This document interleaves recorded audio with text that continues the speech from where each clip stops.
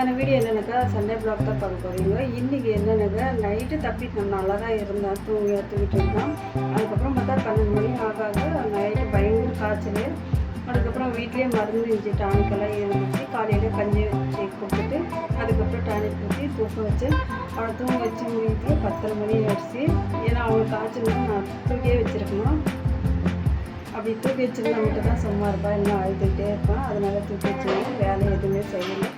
10 மணி ஆயிடுச்சுன்னு நினைக்கிற டைமுக்கும் இப்போ தான் வேலையை ஸ்டார்ட் பண்ணுறேன். வாங்க. புதுசாக என்னோடய சேனல் பார்க்குறீங்கனாக்கா தயவுசெய்து லைக் ஷேர் பண்ணிவிட்டு சப்ஸ்கிரைப் பண்ணிவிட்டு பாருங்கள். ப்ளீஸ் உங்களோட எல்லாரோட சப்போர்ட் எனக்கு ரொம்ப அவசியம். ப்ளீஸ் எல்லாருமே சப்போர்ட் பண்ணுங்கள். இன்றைக்கி மனசுக்கு ரொம்பவே கஷ்டமாயிடுச்சு. ஏன்னாக்கா நைட் வந்துட்டு தம்பி வந்துட்டு நல்லாவே பேசி ஜாலியாக விளையாடிட்டு அம்மா நாளைக்கு பிரியாணி செஞ்சு கொடு நல்லா கேட்டுட்டு இருந்தான். சரி நானும் செஞ்சு கொடுக்கல அப்படின்னு பார்த்தேன். நைட் பார்த்தாக்கா 12 மணிக்கு எல்லாமே காய்ச்சல் பயங்கரம் ஆகிடுச்சு. மறுபடியும் ஹாஸ்பிட்டலுக்கு எல்லாம் கூட்டிகிட்டு போயிட்டு வந்தோம். அப்பயுமே நல்லா இல்லை காய்ச்சல். நமக்கு ஒன்றுனா நமக்கு எது ஆனாலும் நம்மளால் தாங்கிக்க முடியுது. ஆனால் நம்ம குழந்தைங்களுக்கு ஒன்றுனா நம்மளால் தாங்கவே முடியாது. அது என்னன்னே தெரியல. எனக்கெல்லாம் குழந்தைங்களுக்கு உடம்பு சரியில்லைன்னா என்னால் முடியறதே இல்லை. ஏதோ ஒரு மாதிரி மனசில் உறுத்திக்கிட்டே இருக்கேன். நான் எவ்வளோ நல்லா பார்த்தாலுமே கேர் பண்ணி பார்த்துக்கிட்டாலுமே நான் நல்லா பார்த்துக்கலையே குழந்தைங்கள, அதனால் காய்ச்சல் வந்துச்சா அப்படின்னு ஒரு ஃபீல் பண்ணுவேன். காய்ச்சல் நார்மல் காய்ச்சல் தான், இருந்தாலுமே அப்படி ஒரு பயம். ஏன்னா என்னோடய அசால்ட்டுத்தனத்தினால அப்பப்போ உடம்பு சரியில்லாமல் போதும் குழந்தைங்களுக்கு அப்படின்னு யோசிப்பேன். இன்றைக்கி காலையிலேருந்து பயங்கரமாக புலம்பிட்டேன். ஆனால் ரொம்பவே நானே கஷ்டப்பட்டுட்டு நானே புலம்பிட்டு இருக்கேன். இன்றைக்கி மட்டன் எடுக்கிற யோசனையே இல்லை. காலையில் ஏன்னா கஞ்சி தான் வச்சு நான் தம்பிக்கும் சாப்பிட வச்சுட்டு நானும் சாப்பிட்டுக்கிட்டேன். ஏன்னா உடம்பு முடியலனா இந்த பக்கம் வந்துட்டு கஞ்சி தவிர நாங்கள் வேறு எதையுமே செய்ய மாட்டோம். அதுக்கப்புறம் தம்பி தான் மட்டன் கேட்டால் சீச்சி வேணுமா அப்படின்ட்டு. அதுக்கப்புறம் தான் எங்கள் மாமனார் மட்டன் வாங்க அனுப்பணும் கடைக்கு. தம்பியை வந்துட்டு வாரத்தில் 6 நாள் சமாளிச்சிக்கலாம். ஆனால் அந்த ஞாயிற்றுக்கிழமை மட்டும் சமாளிக்கிறது ரொம்பவே கஷ்டம். அன்றைக்கி தான் சிக்கனு மீன் மட்டன் ஏதாவது வேணும். அன்றைக்கி பொழுது தம்பிக்கு போகாது. அதுலேயும் பிரியாணினாக்கா ரொம்ப ரொம்ப பிடிக்கும். அவனுக்கு ரொம்ப ரொம்ப ஸ்பெஷல்னாக்கா அதுதான். ஏன்னா இன்றைக்கி காய்ச்சல் பாய்லரை செய்யக்கூடாது அப்படின்னு எங்கள் மாமியார் திட்டினாங்க. அதனால தான் மட்டன் வாங்கவே கடைக்கு அனுப்பினோம். நான் எப்போ சாப்பாடு செய்ய ஆரம்பித்தாலுமே நான் என்ன பண்ணுவேன்னா ஃபஸ்ட்டு சாப்பாடு தான் வைப்பேன். ஏன்னா சாப்பாடு ஒன்று வச்சுட்டாக்கா அதுக்கப்புறம் வந்துட்டு நான் குழம்பு வைக்கிறது லேட்டாச்சுன்னா கூட எண்ணெயும் உப்பு போட்டு குழந்தைங்களுக்கு ஊட்டினா சாப்பிடுவாங்க. ஏன்னா இது வந்துட்டு கடலை எண்ணெய் தான். வீட்டில் நாங்கள் எண்ணெய் ஆட்டுவோம். கடையிலேருந்து நாங்கள் எண்ணெய் வாங்குறதில்ல. வீட்டில் எங்கள் மாமியார் வந்துட்டு வருஷத்துக்கு ஒரு வாட்டி நிலக்கடலை இருக்குல்ல அதை வாங்கி போட்டு அதுக்கப்புறம் எண்ணெய் ஆட்டி எடுத்துகிட்டு வந்து கொடுப்பாங்க எல்லாருக்குமே, 2 வீட்டுக்காருக்குமே. சாப்பாடு வச்சு முடிச்சுட்டு அதுக்கப்புறம் எங்கள் மாமனார் மட்டன் வாங்கி எடுத்துகிட்டு வந்து கொடுத்துட்டு போயிட்டாரு. அதையும் ஒரு பாத்திரத்தில் போட்டு வச்சுட்டேன். ஏன்னா கவரில் இருந்தாக்கா மட்டன் ஏதோ ஒரு மாதிரி ஸ்மெல் அடிக்குது. அதனால வாங்கிட்டு வந்த உடனே நான் ஒரு பாத்திரத்தில் மாற்றி வச்சுட்டு அதுக்கப்புறம் வெங்காயத்தை தொளிச்சிட்டு இருந்தேன். தம்பி வேறு இன்றைக்கி என்னன்னு தெரியல, குட்டி தம்பியும் பயங்கரமாக அழுதுட்டு இந்த காலையிலேருந்து ஒரு வேலை கூட விடவே இல்லை. ஏன்னா குழந்தைங்க விஷயத்தில் வந்துட்டு ஒரு விஷயத்தை உங்கள்கிட்ட ஷேர் பண்ணுறேன். தயவுசெஞ்சு யாரும் தப்பாக நினைக்காதீங்க.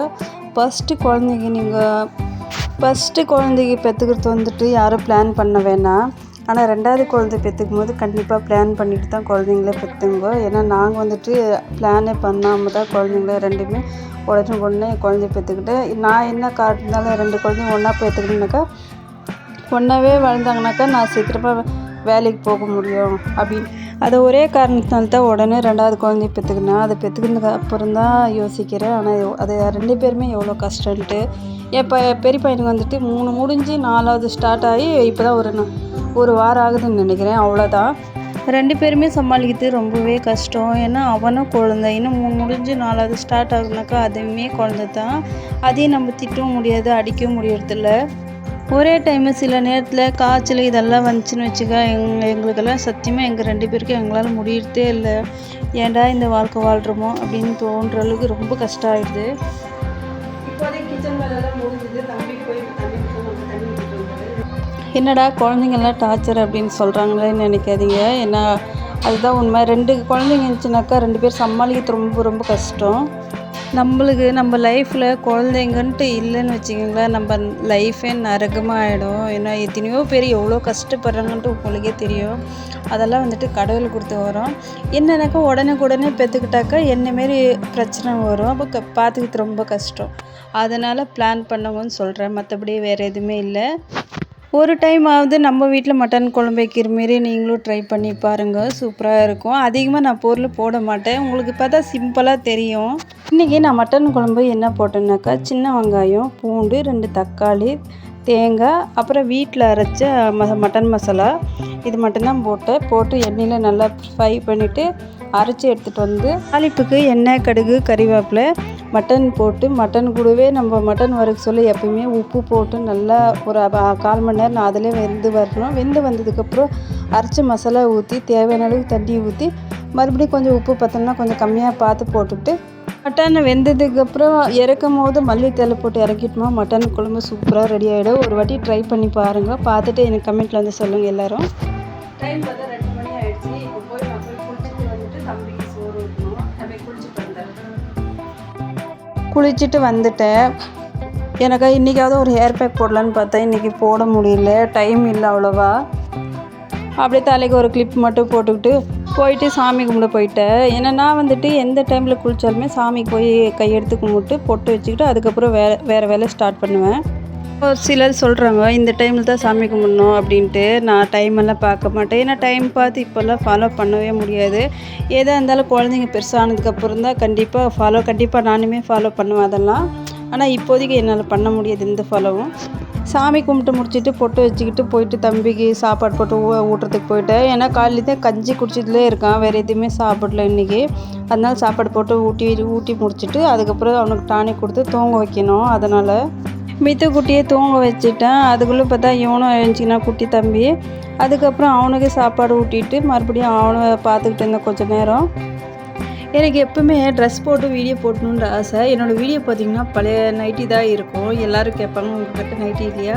ஒரு சிலர் மட்டும் மெசேஜ் பண்ணுவாங்க, பழைய நைட்டிலே வீடியோ போடுறீங்களா, எப்படி புது நைட்டி கூட இல்லையா அப்படின்ட்டு. ஏன்னா நம்மக்கிட்ட என்ன இருக்கோ அதை போட்டு தான் வீடியோ போட முடியும். என்கிட்ட ட்ரெஸ்ஸு ஷேரி அதிகமாக தான் இருக்குது. பட் கட்ட முடியறதில்ல, கம்ஃபர்டபுளாக இருக்க முடியறதில்ல குழந்தைங்கள வச்சுக்கிட்டு. இதுக்கப்புறம் முடிஞ்சதுலேயும் ட்ரெஸ் போட்டு வீடியோ போடுறதுக்கு ட்ரை பண்ணுறேன்.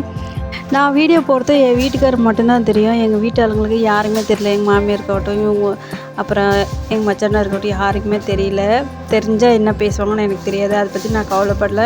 ஏன்னா மெயினாக நம்மளுக்கு தேவை இருக்குது ஹஸ்பண்ட் மட்டும்தான். அவங்க நம்மளை தப்பாக நினைக்கலன்னா போதும். மற்றவங்க யார் எப்படி நினச்சாலும் பரவாயில்ல. ஏன்னா நம்மளுக்கு ஒரு பிரச்சனைனாக்கா நம்மளுக்கு நிற்கிறதே நம்ம ஹஸ்பண்ட் மட்டும்தான், மற்றவங்க யாருமே இல்லை.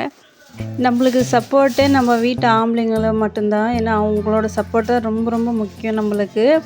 ஏன்னா அவங்க மட்டும் நம்மளுக்கு சப்போர்ட் பண்ணிட்டா நம்ம லைஃப் எவ்வளோ ஏழ்பட்ட குடும்பத்தில் நம்ம வாழ்ந்து வந்துட்டோம் கூட நம்மளோட லைஃப் சூப்பராக இருக்கும். பாய், அடுத்த வீடியோவில் பார்க்கலாம்.